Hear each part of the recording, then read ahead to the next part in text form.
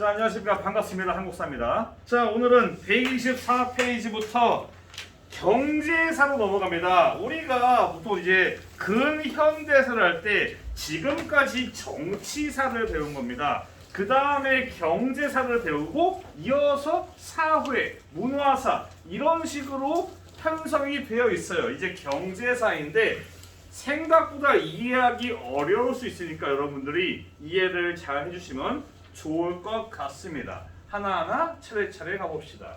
먼저 이 개항한 다음에 어떻게 무역이 이루어지는가? 일단 강화도 조약으로 세 군데의 항구를 차례대로 개항합니다. 부산은 먼저 개항을 하고요. 일본이 지정한 두 곳의 항구를 오픈을 하는 건데 부산 다음이 원산 그리고 마지막이 인천이에요. 인천은 우리 조선 정부가 끝까지 반대를 했기 때문에 좀 늦게 개항을 했어요. 왜 반대했냐? 인천이 우리 한반도 조선에서 어느 도시랑 가까울까요? 인천, 서울. 한성, 한양, 서울과 가깝기 때문에 여기만큼은 조선이 막고 싶었지만은 그게 불가능했습니다. 이렇게 강화도 조약으로 세 군데의 항구가 오픈이 됐고 여기에서 개항한 항구, 개항장에 머물면서 무역을 하고 교역을 할 수 있게 형성이 됩니다. 뭐가? 외국인들이 머물 수 있는 공간이 요거를 조계라고 합니다. 조계. 이 조계의 규정이 보통 이게 여기가 개항장의 부두라고 한다면은 이 개항장의 부두를 기점으로 해서 나쁘지 않아. 자, 개항장 부두를 기점으로 해가지고 심리를 규정합니다. 즉 외국인 상인들은 개항장 부두 기점에서 심리 안에서 머무르면서 장사를 할 수 있어요. 그 말은 뭐냐? 또 일반적인 조선 소비자가 어디에 위치했냐면은 요 안쪽에 있어요. 당연하죠. 인천이 사람이 많을까요? 서울이 사람이 많을까요? 서울이거든요. 즉 얘들은 대부분의 조선 소비자를 만나지 못하면서 장사를 해야 됩니다.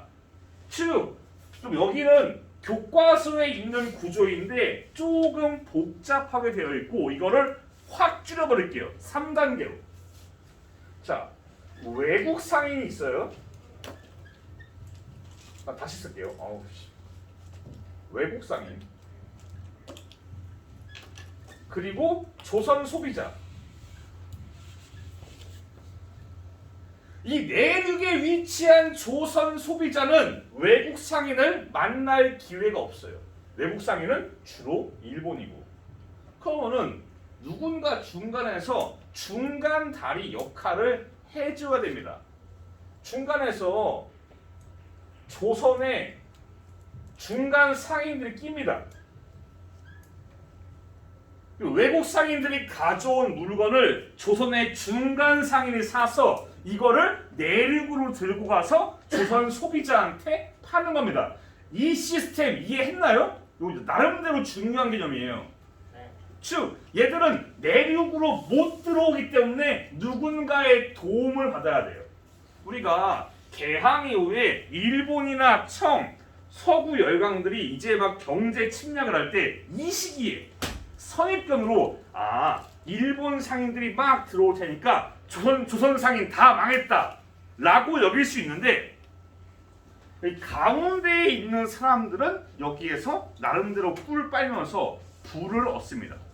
외국의 물건을 사가지고 자기가 마진을 붙여가지고 팔면은 이득이에요. 얘들은 가운데서 돈을 제법 만집니다. 이 중간 상인들은 대표적으로 누가 있냐? 객주가 있어요. 객주는 뭐냐? 쉽게 말하면 창고형 매장이에요. 저기 한강자이 앞에 그 있잖아요. 홈플러스. 거기는 조금 창고형 느낌이에요.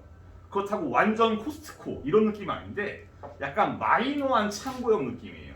이렇게 당시의 객주는 창고에다가 외국 상인들이 가져온 물건들을 쌓아놓고 저장을 해놓은 다음에 내륙에다가 파는 겁니다. 창고형 상인이 객주입니다. 홈플러스 떠올리시면은 그래도 조금 이해가 빠를 수 있습니다. 여튼간에 이 구조가 어떤 느낌이다. 외국 상인들이 왜 이렇게 했냐? 개항장 10리 이내로 10리 밖으로 진출을 못했기 때문입니다. 요게 거리주의 무역의 핵심적인 개념이에요. 거리주의 무역이 뭐다? 아셔야 됩니다. 다음 넘어갈게요. 그럼 이 거리주의 무역은 구체적으로 어떻게 이루어졌는가를 하나하나 볼게요. 우리 조선의 문을 연 게 일본이었기 때문에 자연스럽게 일본 상인들이 초기에 많이 진출을 합니다. 그들은 특혜를 가지고 있어요. 요게 중요한 포인트 중 하나입니다. 제가 강화도 조약 즈음에 설명을 한번 드린 바가 있어요. 기억 안 날 수도 있으니까 다시 점검. 자, 조일 수호 조규. 요게 강화도 조약의 정식 명칭이에요. 강화도 조약 체결 이후에 나는 아직 배고프다라고 마음먹은 일본이 추가적으로 경제적인 조항을 추가한 조일 수호 조규 부록을 체결합니다. 내용은 주로 일본 화폐를 사용합니다. 다 중요한 키워드입니다. 조일 수호 조규의 내용을 잠깐 볼게요. 여기에는 일단 여기 딱 동그라미 되어 있네. 심리. 이 조일 수호 조규 부록에서 외국 상인들이 머무를 수 있는 거류지 조기에 대한 내용이 나와 있습니다. 여기에 더해서 7번에 일본국 인민은 자기 일본국에서 사용되는 여러 가지 화폐로 조선의 물자랑 교환할 수 있다. 일본 화폐로 조선의 쌀과 곡식을 사갈 수 있는 겁니다. 나름 개이득. 환전하지 않고 그냥 개꿀 가가지고 쌀을 사가고 가면 돼요. 되게 편리한 겁니다. 이렇게 조일 수호 조규 부록으로 이제 일본 화폐 사용이 규정되고 거기에 더해서 이 조일 무역 규칙으로 무관세가 됩니다. 무관세. 요건 좀 지워볼게요. 정신 사납네. 조일 무역 규칙으로 무관세가 되는데 제가 말씀드렸어요. 이 조선 관리들이 관세에 대해서 개념이 없기 때문에 이 조약 체결 당시에 관세에 대해서 요구를 하지 않아요. 일본도 얘네가 굳이 관세 얘기 안 하는데 우리가 할 필요가 있냐? 라고 하면서 입 다물고 가만히 있어가지고 관세 없이 날로 먹습니다. 이 조일 무역 규칙을 내용 봅시다. 일단 여기에 나온 게 첫 번째. 일단 이 일본 상인들이 쌀과 곡식을 사갈 수 있게 규정을 해요. 두 번째는 얘들은 항구에 머무를 때 세금을 내지 않아요. 또한 추가적으로 이 조일 무역 규칙의 여러 조항 중에는 관세에 대한 내용은 전혀 없다는 거. 다시 돌아가면은 즉 요 일본 상인들이 특혜를 누리면서 이제 조선의 상업을 잠식을 할 때 일본 상인들이 누리고 있는 특권들이 뭐가 있었나? 그게 주요 학습 포인트인 겁니다. 키워드예요. 약간 암기가 필요한 부분이고 지금까지 배운 거는 사실은 암기가 필요하다기보다는 이런 것들.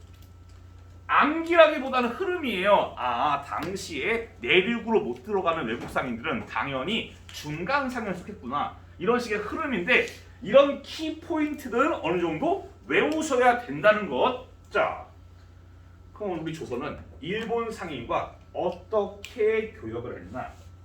일단 일본이 필요한 건 뭐였냐? 곡식이에요.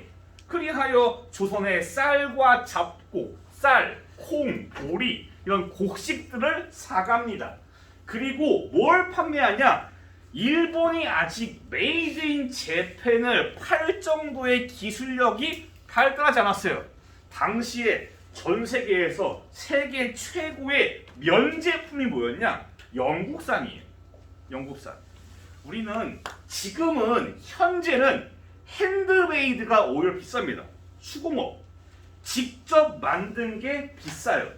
그 당시는 기계로 만들면은 어마어마하게 퀄리티가 좋아요. 직접 집에서 바느질로 면티를 만들 때 바느질로 티셔츠를 만들어요. 그러다 보면은 꾸벅꾸벅 졸 때도 있고 빗나갈 때도 있고 퀄리티가 일정하지 않아요. 게다가 양도 많지가 않아요. 뭐 하루에 티셔츠 뭐 30장 막 이런 느낌이면은 기계로 만들면은 기계는 실수하지 않아요. 동일한 퀄리티가 대량 생산 600장, 700장, 800장. 당연히 가격 대 성능비. 가격은 싼데 성능은 오히려 좋은 이런 역설적인 상황이 발생하는 겁니다. 그러다 보니까 영국산 면 제품이 전 세계에서 명품으로 꼽히는 겁니다. 뭐 그래요. 그러다 보니까 자연스럽게 우리나라의 면 공업이 작살나는 거고 여기에 더해서 일본이 무차별적으로 곡식을 사가다 보니까 어떤 현상이 발생하냐? 한반도 내에서 곡식이 씨가 마릅니다. 한반도 내에서 자취를 감춰요. 자연스럽게 쌀값이 올라가면서 농민들이 고통받아요. 모든 조선 사람들이 고통받는 거 아닙니다. 땅 주인들, 얘들은 어차피 돈 많은 애들 가지고 이 곡식 팔면서 돈을 챙겨요. 반면 이 땅 주인들이 부려먹는 농민들은 분명히 지들이 농사짓는 쌀인데 그 쌀을 구경도 못한 채 멀뚱멀뚱 바라만 봐야 돼요. 자기가 키우는 걸 자기가 먹지 못해요. 그런 상황이에요. 여담인데 막 이런 것도 있어요. 예를 들면은 그 개발도상국, 후진국, 그 아프리카, 남아메리카 이런 지역에서 막 커피를 재배할 때 거기 사람들이 커피를 못 먹어요. 비싸서. 반면 그 커피 농장 주인은 막대한 돈을 챙기는 거고 이런 느낌이에요. 그러다 보니까 당연히 곡식 값이 올라서 제대로 쌀을 못 사는, 제대로 곡식을 못 사는 농민들이 당연히 빡치지. 이 농민들의 분노가 나타난 사건이 뭐였냐? 바로 임오군란이었습니다. 군인들이 봉기를 일으켰는데 당시에 빈민들이 모여가지고 스노우볼이 대굴대굴 굴러가면서 덩치가 커지는 겁니다. 다 죽여버려! 이러면서 농민들의 분노가 나름대로 표현된 게 임오군란이었고 또한 동학농민운동도 그쯤 돼요. 일본은 어떠한 효과를 받냐? 이 곡식을 한반도에서 안정적으로 구입하다 보니까 일본 내에 일본에서의 곡식 가격은 하락을 해요.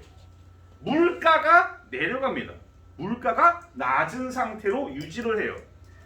이 물가가 여기 써 있는 임금과 어떤 관련이 있냐? 여러분, 뭐 경제적인 개념인데 통합사회 때 나오려나? 임금이 올라가면은 물가가 올라가면은 물가 상승률에 맞춰서 임금도 올라가요. 왜냐면은 물가가 올라가는데 임금이 그대로 보면 얘들은 생활을 못해. 얘들도 올라가줘야 돼요. 자연스럽게 임금이 따라 올라갑니다. 반면 물가가 그대로거나 낮아집니다. 물론 물가가 낮다고 해서 뭐 임금이 까이거나 그러면은 폭동나지. 안 돼요. 하지만 임금이 물가가 유지가 된다면은 임금을 딱히 올리지 않고 낮은 상태로 유지를 할 수가 있어요.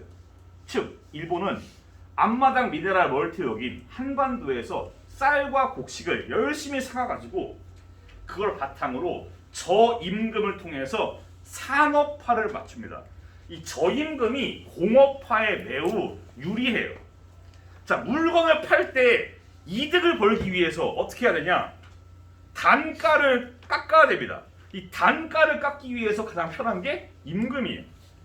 임금을 후려치면은 이 상품의 제작 비용은 내려가는데 판매는 그대로 팔아요. 그만큼 개이득. 일본이 공업화와 산업화에서 이 조선의 곡식으로 많이 효과를 봅니다. 키워드 키포인트 잘 이해해 주시면 감사하겠네요. 다음으로 넘어갑시다. 자, 이거는 아까 봤죠? 이렇게 개항장에서 침투하지 못하고 중간 연락책, 중간 다리를 건너서 무역을 하던 상황이 달라집니다. 왜 달라지냐? 이모군란 이후로 조약이 체결됩니다. 청나라랑. 그게 우리 한국사에서 가장 긴 이름 중 하나인 조청상민 수륙 무역 장정입니다. 이거 중요합니다. 풀어서 설명하자면은 조선과 청나라의 상인과 일반 백성들이 바다와 육지에서 무역을 할 때 적용되는 조약이라는 겁니다. 그래서 풀어보면 그런 뜻이에요. 다만 이름이 겁나게 길어서 조청상민 수륙 무역 장정 겁나게 길기 때문에 보통 많이들 어려워합니다. 근데 이 내용이 양심이 어딘가 손잡고 출타를 했어요. 좀 개념을 상실했습니다. 이게 정말로 양심이 없어요. 양아치 자체예요. 조청상민 수륙 무역 장정의 내용을 보자면은 교과서도 있기는 한데 제가 가장 양심이 없는 부분을 교과서가 아니라 이 조약의 원문에서 가져왔어요. 가장 양심이 없는 부분. 전문! 요게 제일 양심이 출타했어요. 자, 읽어볼게요. 조선은 오랫동안의 제후국으로서 전리에 관한 것에 정해진 제도가 있다는 것은 다시 의문할 여지가 없다. 뭔 소리냐? 조선은 청나라의 오랜 기간 제후국 때문에 이 외교나 그런 법에 있어서 따로 관계가 있기 때문에 이거는 딱히 다른 거는 필요 없다. 이번에 제정한 장정은 중국이 속방, 다른 말로 속국. 중국이 지 부하인 속국을 대하는 뜻이니까 각국의 일체 같은 이득을 보도록 하는 게 있지 않다. 요약하면 1. 조선은 청의 속국이다. 여기서 양심이 출타했어요. 두 번째, 이거는 청나라가 원래 하던 대로 속국한테 하는 거니까 너네들이 최희국 대우를 들이밀지 마라. 각국과 일체 같은 이득은 다른 말로 최희국 대우입니다. 다른 말로. 즉 이거는 원래 우리 스타일이니까 특히 영구가 미구가 이런 애들아 니네 건들지 말고 그냥 조용조용히 가라 이런 겁니다. 양아치예요. 지들만 조선에 빨대 꽂고 지들만 단물 쪽쪽 빨겠다 이런 의도예요. 개짓이지. 이거는 양아치 같은 거고 그 외에 조청상민 수륙 무역 장정에서 가장 중요한 조항은 여기 있는 4번입니다. 읽어볼게요. 중국 상인이 조선의 양화진과 한성에 들어가 영업소를 개설한 경우를 제외하고 각종 화물을 내주로 운반하여 상점을 차리고 파는 것을 허가하지 않는다. 서술이 수영 욕할 뻔해. 서술이 겁나 복잡하지만은 간단하게 요약하자면은 즉 청나라 상인은 양화진과 한성에 점포를 차릴 수 있다. 양화진과 한성, 서울에 가게를 낼 수 있다. 라는 게 이 4번의 내용입니다. 다시 말해 개항장에서 안쪽으로 침투를 하기 시작한 겁니다. 그래서 중요한 거예요. 청나라 상인이 이제 양화진과 한성에 점포를 개설할 권리, 즉 내지 통상, 내륙 땅으로 들어와서 통상 무역을 할 수 있는 권한이 주어지는 겁니다. 이해하셨습니까? 중요한 거거든요. 네. 예. 이렇게 해서 청나라 상인이 내륙으로 스물스물 양화진이 어디냐? 양화대교 그쪽이에요. 양화진, 한성 한가운데 막 종로바닥까지 막 들어오면서 점점 잠식을 해 나가는 겁니다. 일본도 이에 질세라 조일 통상 장정을 체결해요. 이 경제 파티에서 지난번 일제의 일본의 국권 침탈과 마찬가지로 조약들이 많이 나와요. 제가 프린트에다가 조약 잘 보시라고 적어놨습니다. 참고하시고요. 그래서 여러분들이 교과서에 나와 있는 조약 같은 것들은 잘 알아두셔야 합니다. 알았죠? 네, 좋습니다. 자, 조일통상조약 장정의 내용은 뭐냐? 조약을 보면서 볼게요. 자, 첫 번째, 관세가 들어갔습니다. 조선의 끊임없는 노력으로 인해서 이전에 조미수 통상조약을 맺을 때 미국이 관세를 챙겨요. 그때서야 깨달아요. 아, 관세를 해야 되는 거였구나. 자기들의 실수를 파악한 조선이 일본에게 요구해서 드디어 관세가 포함됩니다. 또한 한반도에서 자꾸 곡식이 빠져나가는 게 문제가 되니까 이 곡식의 수출을 막을 수 있는, 자, 이거는 심플하게 방공명. 쌀 수출을 금지할 수 있습니다. 조선의 지방 관리가 우리 못 팔아, 셔터 내리면은 못 팔게 합니다. 단 한 달 전에 미리 얘기를 해야 돼요. 한 달 전에 얘기하면은 곡식의 수출을 막을 수 있는 방공령의 규정이 있습니다. 이거는 조선이 나름대로 얻은 건데 대신 뭘 주냐? 최희국 대우를 줍니다. 참 제일 주면 안 되는 걸 줬어요. 다시 정리할게요. 즉, 이 통상장정으로 관세를 얻고 방공령을 얻었지만은 뭘 잃었냐? 최희국 대우를 잃었습니다. 일본과는 이때 처음 최희국 대우를 맺어요. 강화도 조약이 아닙니다. 이때예요. 이 최희국 대우는 언제 발동되냐? 그 다음 이 조청상민 수륙무역 장정은 요것 때문에 이 각국과 일체 같은 이득을 보도록 하지 않는다. 이것 때문에 조청상민 수륙무역 장정은 최희국 대우의 대상이 아니에요. 나중에 조선이 영국과 조약을 체결할 때 영국 상인들을 내륙으로 허용을 해줘요. 이게 같이 최희국 대우로 패시브로 퍼집니다. 영국과의 조약으로 일본도 내지 통상이 가능해져요. 지금 당시에는 막 미국, 영국, 프랑스, 독일, 일본, 총 다 들어와요. 내륙으로 다 오지만은 사실 영국, 프랑스, 미국 얘들이 우리나라의 상업을 장식하진 않아요. 누가 제일 문제냐? 이웃나라인 청, 이웃나라인 일본, 얘들이 막대한 물자와 자본을 바탕으로 이제 조선에 진출하는 겁니다. 네. 그러면 그 조약 순서가 어떻게 되는 거예요? 뭐 조약 순서요? 이거? 일단 이게 먼저겠죠? 그 다음 이거예요. 가진 상태에서 3번이에요. 이거를 일본이 가진 상황에서 영국과 맺으니까 일본도 패시브로 이거를 가져가는 겁니다. 이해했죠? 질문 고마워. 땡큐.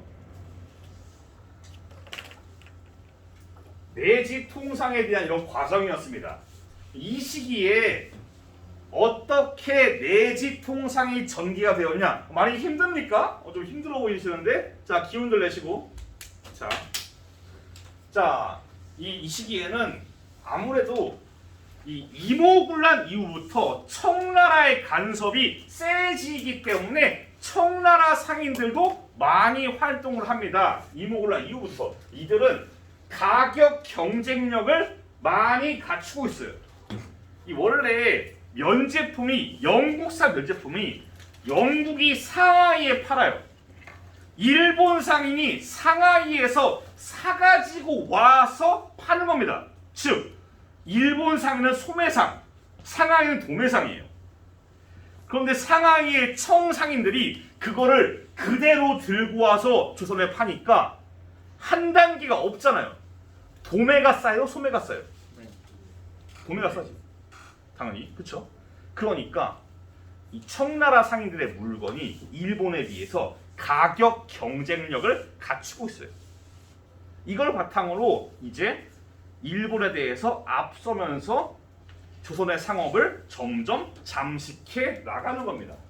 게다가 이 갑신정변 이후에 청의 간섭이 계속 세지면서 청나라 정부가 은근슬쩍 청나라 상인들의 활동을 대놓고, 어떻게 보면 대놓고 밀어주고 있어가지고 청나라 상인들이 정부의 버프를 받고 열심히 더욱더 활동합니다.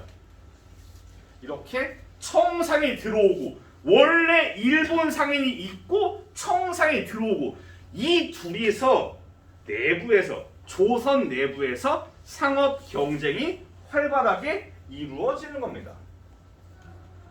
이런 상황에서 조선의 문제가 뭐냐? 원래 기존까지 얘들은 나름대로 꿀을 빨아요. 하지만 이제 내륙으로 얘들이 직거래가 가능해지면서 얘들이 존재 가치가 필요가 없어요. 기존까지 나름대로 단물을 쪽쪽 빨면서 부를 챙기던 우리 조선의 중간 상인들이 완전히 타격을 받아요. 우리는 예상 가능합니다. 이들이 뭔가 리액션을 하겠다. 이대로 망할 수 없으니까 뭔가 얘들이 액션을 취하겠다. 또한 이 청과 일본의 상인이 계속 한양을 오니까 원래 한양에 있던 상인들이 뭔가 리액션을 하겠다라고 추측할 수 있어요. 이건 다음 시간에 배웁니다. 그 내지 통상 그러면 그 심리 넘어서까지 들어오는 거예요. 그렇죠. 내지라는 말은 뭐냐? 내지. 내륙의 땅이에요. 통상. 장사하는 겁니다. 내륙으로 들어와 장사해요. 한양, 내륙이잖아. 여기가 한강 앞이지만은 바닷가 앞은 아니잖아. 양화진도 마찬가지고. 이런 식으로 내륙으로 들어오는 거예요. 그러니까 얘들이 필요가 없지. 일본도 들어오는 거예요. 예, 여기 있잖아. 여기 최국대우. 이걸로 인해서 일본도 같이 들어오는 거예요. 너도 나도 우르르. 이해됐죠? 네. 네. 자, 그래서 이렇게 중간상이 타격을 받아요. 가만히 그래프를 보시면은 거의 교과서도 있는데 연도를 주목해 보세요. 이 1885년 갑신정변이 1884입니다. 여기부터 점점 커져요. 그리고 언제 내려가냐? 1894. 왜 그러냐? 요때가 청일 전쟁입니다. 청일 전쟁을 기점으로 청나라가 훅 가요. 일본이 우세를 점한 겁니다. 청일 전쟁 이후로 일본이 신났어요. 야, 청 제꼈다. 이제 한반도 우리 거다.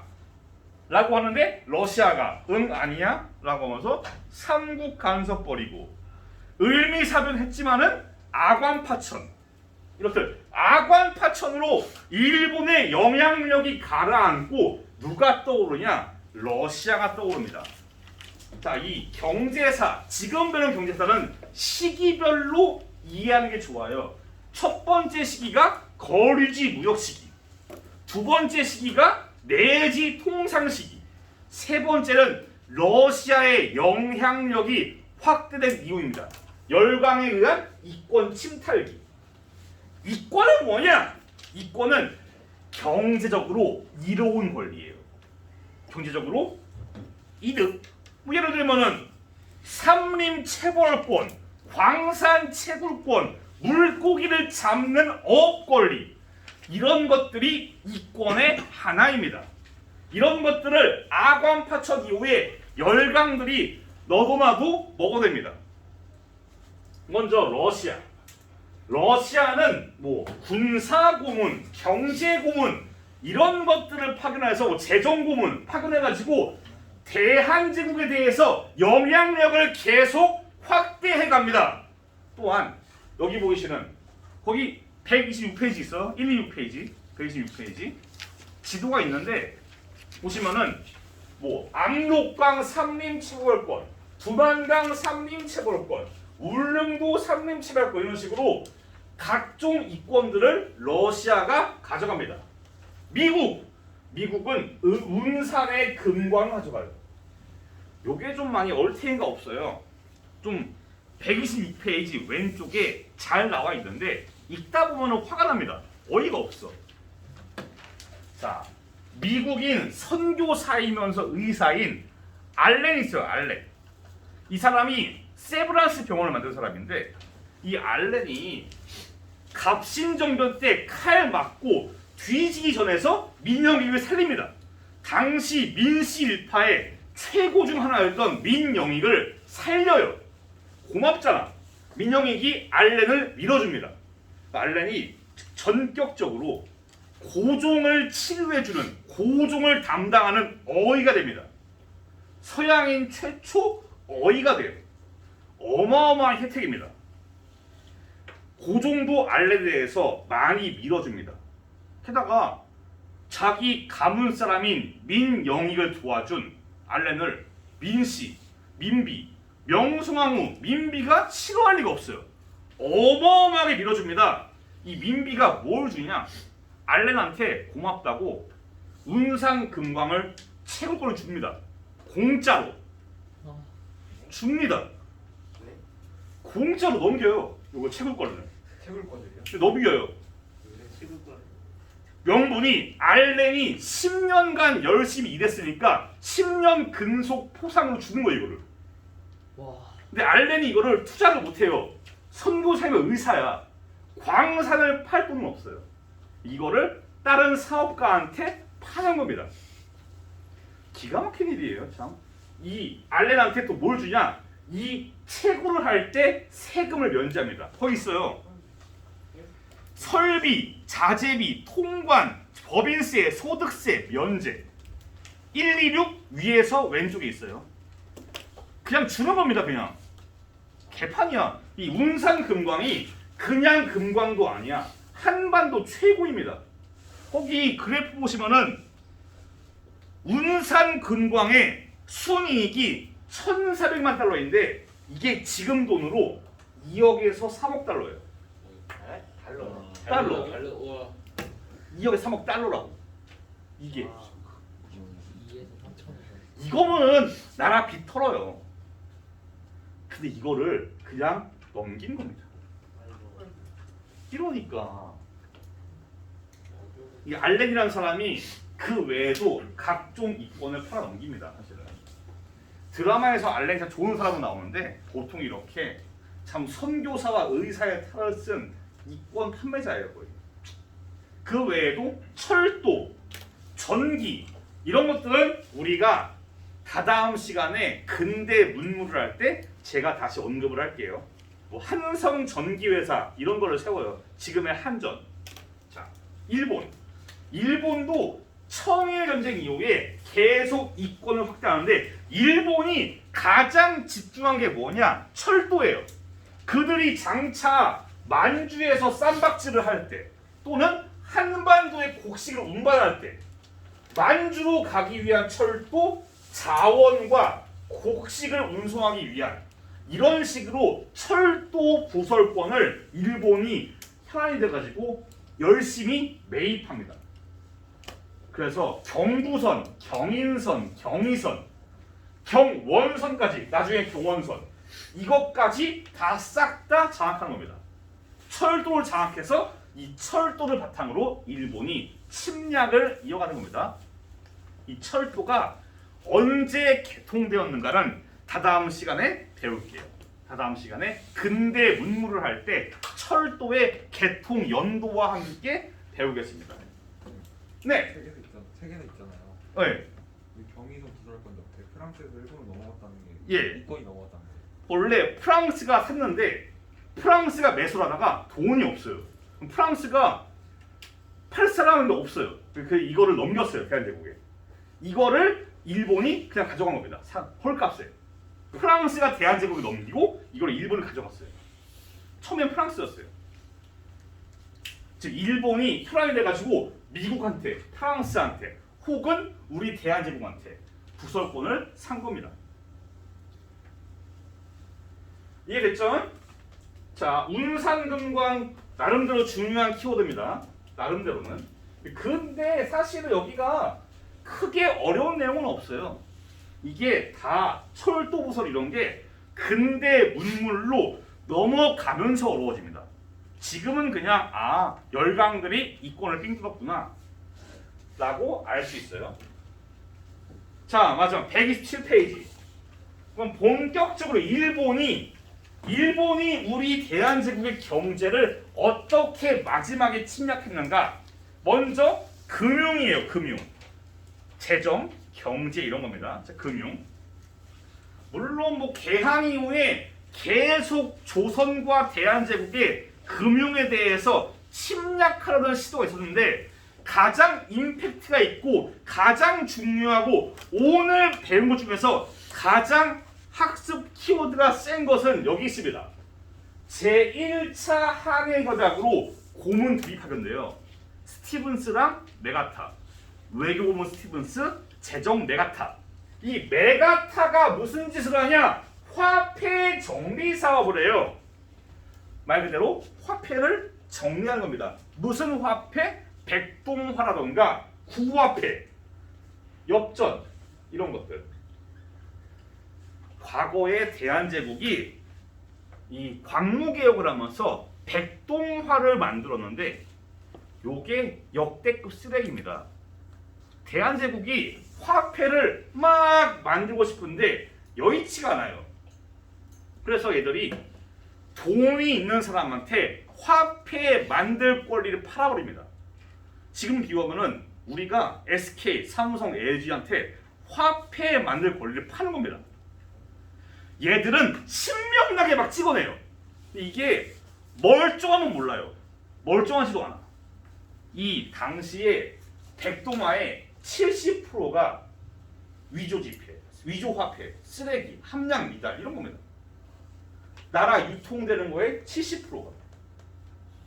나라 경제가 잘 될 리가 없잖아요. 근데 이게 쓰레기인 걸 떠나가지고 이런 개혁은 우리가 해야 되는데 이거 일본이 해요.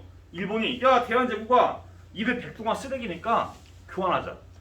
우리 일본이 만든 제일은행 화폐로 바꾸자 라고 결정을 해요. 그래서 백동화를 교환하는 건데 이 백동화를 그냥 안 쳐줘요. 백동화를 상, 중, 하로 나눠서 대부분 중이나 하로 매깁니다. 만약에 내가 은행에 300만 원 했어요. 근데 갑자기 평가 절하돼가지고 100만 원이 됩니다. 갑자기 내가 3천만 원 있는데 1,000만 원, 3억이 1억 이런 식으로 백동화가 가치가 절하되면서 자연스럽게 백동화를 가지고 있던 우리 민족 자본이 같이 평가 절하되는 겁니다. 다 같이 몰락하는 겁니다. 큰 타격이에요. 그리고 이러면서 백동화를 일본의 제1은행권이 대신하면서 이 제1은행 화폐를 만드는 제1은행이 나라의 중앙은행이 됩니다. 중앙은행이 뭐냐? 지금 한국은행은 계좌가 없어요.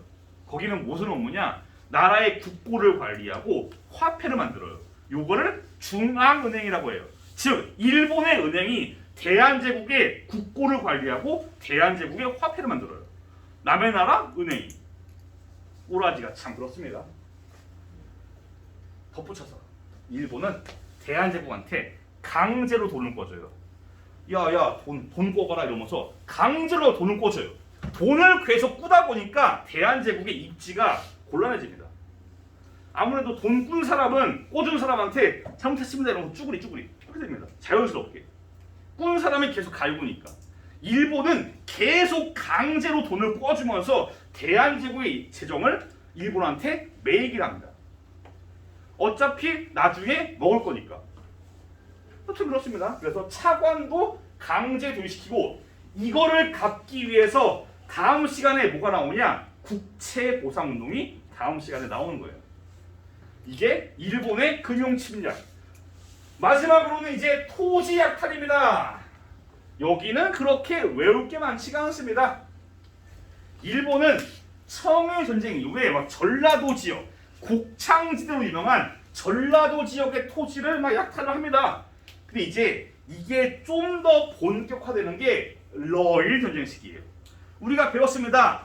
러일 전쟁 직후에 한일 의정서를 통해서 일본은 전쟁에 필요한 영토, 전쟁에 필요한 지역을 마음대로 사용할 권리를 가져가요.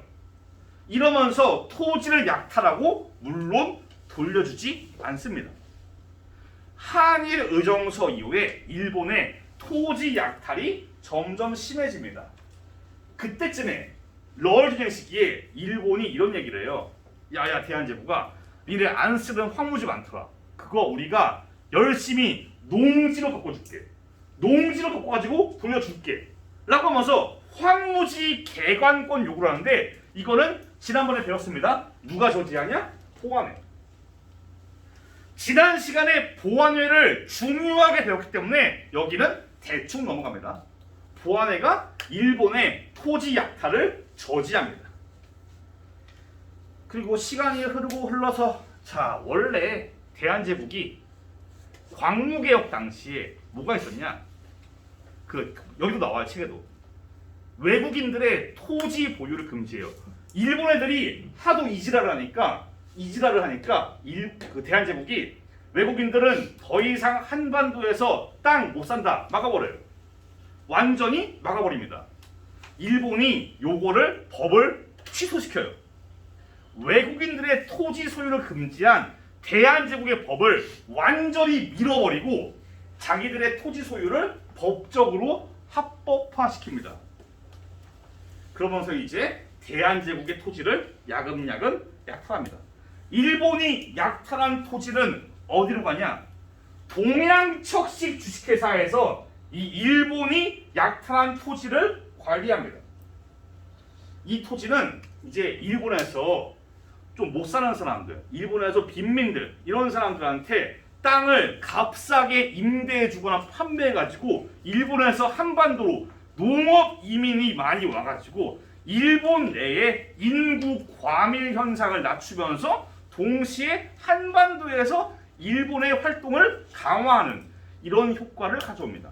여튼 동양척식회사, 주식회사 요게 일본의 식민지 침략의 선봉장이에요.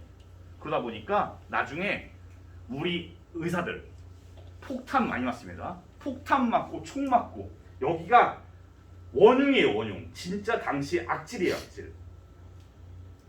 여튼 여기에서의 키워드는 요거는 앞서 언급을 했으니까 패스를 하고 동양척식 주식회사 정도만 잘 알아두시면 되겠네요.